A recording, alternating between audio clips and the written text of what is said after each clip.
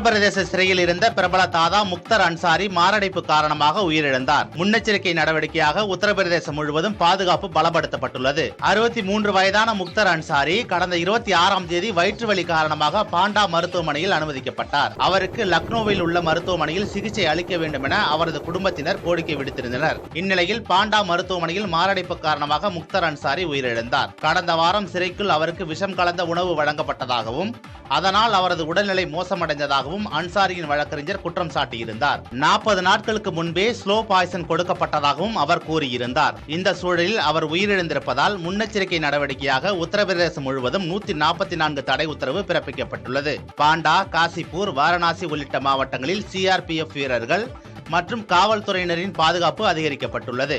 முன்னாள் எம்எல்ஏவுமான முக்தர் அன்சாரி மௌ சதார் தொகுதியில் போட்டியிட்டு 5 முறை வெற்றி பெற்றவர். அவர் மீது 60க்கும் மேற்பட்ட குற்ற வழக்குகள் நிலுவையில் உள்ளன.